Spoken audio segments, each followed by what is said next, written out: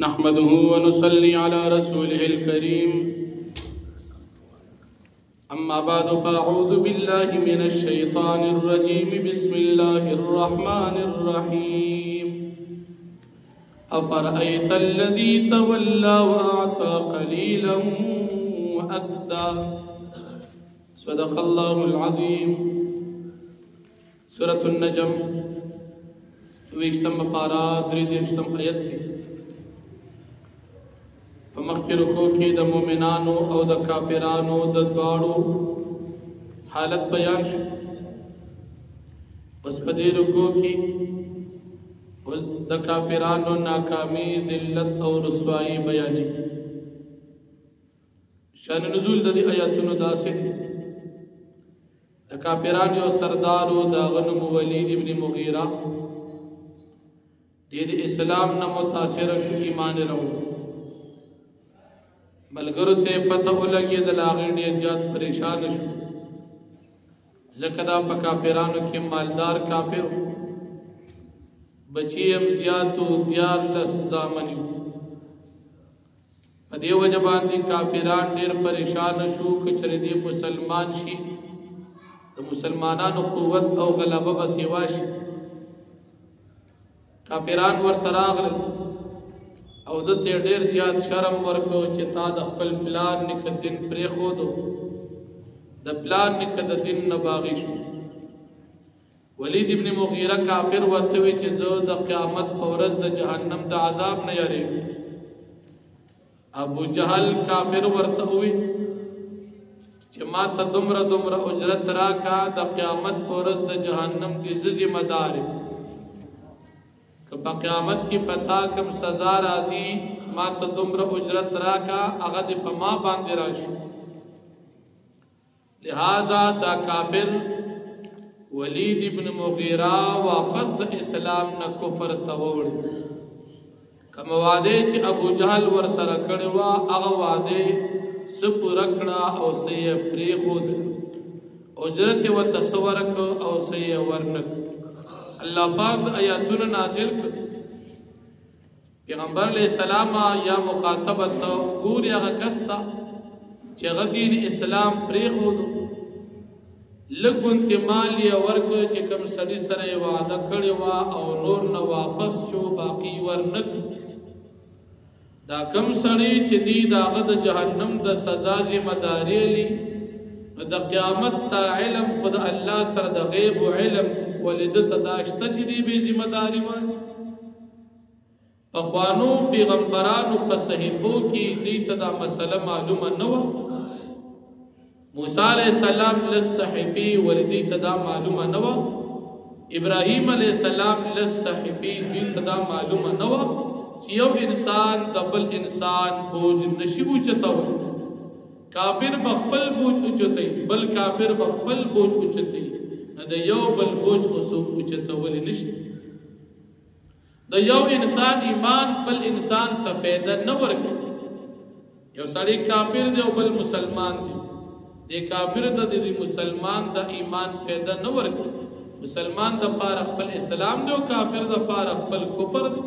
البته نیک اعمال انسان بل انسان ته بخلیش یو سړی مسلمان دی وفات شو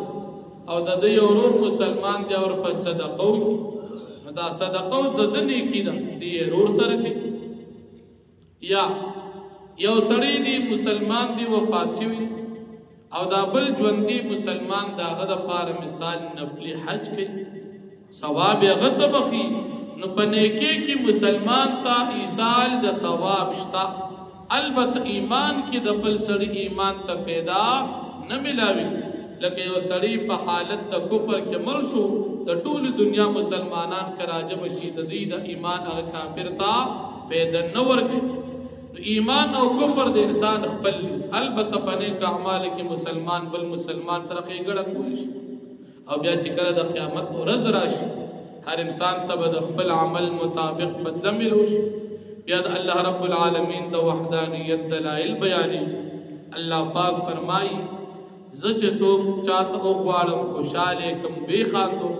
چاہتا اوغوالم خفیے کم وی جڑو چاہتا اوغوالم مڑے کم چاته چې وغواړم په قیامت کې بیا را ژوندي کړم. انسانان مې جوړا مذکر او مؤنث پیدا کړي دي، دا د الله پاک د قدرت نښه ده. په قیامت کې دوباره د قبرونو را پاسول دام د الله پاک قدرت، مالدار کول دام د الله قدرت، غریب کول دا هم د الله پاک قدرت. جاهلیت په زمانه کې د یو ستوري عبادت په کېدو چې هغې ته به شعرا ستوري، الله فرمایي دا زما د قدرت مظهر دی، د دې ستوري عبادت تاسو کوئ، دا ستاسو ناپوهي ده. بیا د پخوانو قومونو د هلاکت مختصر تذکره ده چې عادیان دي، ثمودیان دي، د نوح علیه السلام قوم دي، د لوط علیه السلام قوم دي. هغې قومونو حالت تاسو یاد کړي، په هغې نصیحت حاصل کړئ چې د دغې قدرت نښو باندې تاسو ایمان راونړو او په دې کې تاسو شک کې پرېوتئ، نو د دې نه بعد به په کوم څیز باندې تاسو بیا ایمان راوړو. او نبی کریم صلی الله علیه وسلم دا د الله پاک پیغمبر دی، د پخوانو پیغمبرانو په شان نبی علیہ السلام راغی. اوس قیامت نږدې دی، الله رب العالمین نه علاوه د قیامت هیڅ څوک راوستونکي او هیڅ څوک د دې ښکاره کوونکي نشته. تاسو کافران قرآن کریم په نازلېدو باندې تعجب کوئ او تاسو قرآن پسې خاندئ، جاړئ نه په خپل کفر او په خپل بې ایمانۍ باندې. تاسو ډېر غافله او ناپوهه خلک یې. الله پاک ته سجدو کوي او د یو الله رب العالمین عبادت. دا آیت د سجدې چې کله نازل شو، نبی کریم صلی الله علیه وسلم په دې باندې اولنې سجده وکړه. عبدالله بن مسعود رضی الله عنه فرمایي وی نبی علیہ السلام په آیت د سجدې باندې اولنې سجده هغه د سورۃ النجم په دې آیت باندې کړې ده. هغه د سورۃ فاسجدوا لله واعبدوا. مسلمان بنده چې کله د دې تلاوت کوي، کوونکي باندې هم سجده واجب شي او اوریدونکي باندې هم سجده واجب شي. دا کول ضروری دي. الله پاک دې تاسو ته توفیق راکړي. نو فرمایي افرأیت الذی تولی، آیت وینا کس اعراض کوي د دیننا، واعطا قلیلا واکدا، او ورکړه کوي کما او باقی نه بندیږي لکه کافر. خپل وعده د ابوجهل سره پوره نکړه. عنده علم الغیب فهو یرا، آیا د سره علم د غیب دی چې دی هغه ویني. ام لم ینبأ بما فی صحف موسی، آیا د خبردارې نه دي ورکړې شي په احکاماتو چې په صحیفو د موسی علیه السلام کې. و ابراهیم الذي وفا، او ابراهیم علیه السلام په صحیفو کې هغه ابراهیم علیه السلام وفا چې هغه خپل وعدې پوره کړې وي. الله تزر وازرة وزر اخرى، دا خبره په صحیفو کې موجود وه چې نشو چتولی او چتونکي بوج دبل. وان لیس للانسان الا ما سعى، او دا چې نشته د انسان د پاره مگر هغه چې د خپله کومه سعی کړي لکه د ایمان. وان سعيه سوف یرى، او یقینا کوشش د زر د چې وبه کتلی شي. ثم یجزاه الجزاء الاوفى، بیا به دته بدله ورکولی شي جزا پوره. وان الى ربك المنتهى، او یقینا ستا رب طرف ته انتها او واپسې د ټولو څیزونو ده. وانه هو اضحك وابكى، او د الله پاک هغه ذات دی چې خندول کوي چاته چې وغواړي، خوشحاله کوي خندي، او ابکه او جړول کوي الله چاته وغواړي خفه کوي په جړای کوي. وانه هو امات واحيا، او د الله پاک هغه ذات دی چې هغه ژوند مړ کول کوي په دنیا کې او ژوند کول به کوي په آخرت. وانه خلق الزوجين الذكر والانثى، او د الله پاک هغه ذات دی چې پیدا کړی دي جوړه مذکر مؤنث. من نطفة اذا تمنى، د نطفې نه کله چې واچوري شي په رحم د مور کې. وان عليه النشأة الاخرى، او یقینا په الله پاک باندې دوباره راپورته کول دي په قیامت کې. وانه اغنا واقنا، او د الله پاک هغه ذات دی چې غني کول کوي او فقیر کول کوي. وانه هو رب الشعراء، او د الله پاک هغه ذات دی چې رب دی د شعراء ستوري چې عبادت د دې کول شو په جاهلیت کې. وانه اهلك عادا الاولى، د الله پاک ذات دی چې هلاک کړي دي پخواني اولني عادیان چې د هود علیه السلام قوم. وثمود فما ابقوا، ثمودیان هلاک کړي په دې کې څوک پاتې نشو. وقوم نوح من قبل، قوم د نوح علیه السلام د دوی نه وړاندې. انهم كانوا اظلم واطغى، یقینا دوی ظالمان او سرکشه. والمؤتفقة هوا والمؤتفقة هوا او الټکی دن کی اهوا چلا پر الله پاک را اورځول داخلي والا خلق دلوت علیہ السلام قوم چې د ځمکې نه اوچت کو الټه کو بیا را اورځو فغشاها ما غشا پس پټ کدی لرا وسی چې پټ کړي نکانو باران پیو فبأي آلاء ربك تتمارا پس بکم یو نعمت طرف ستا تشک انسان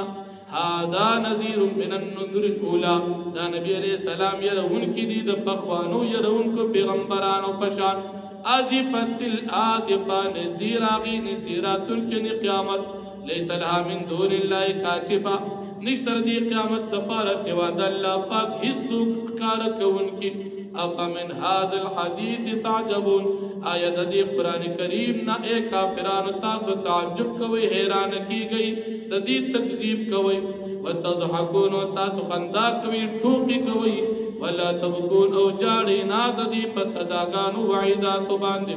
وانتم سامدون حال چې تاسو غافل اے فاسجدوا لله واعبدوا فاستسجدوا کی خاص الله پاک تا او عبادت کی خاص د الله پاک یعنی د الله پاک نه علاوه د هیڅ عبادت تاسو مکوئ واخر دعوانا الحمدلله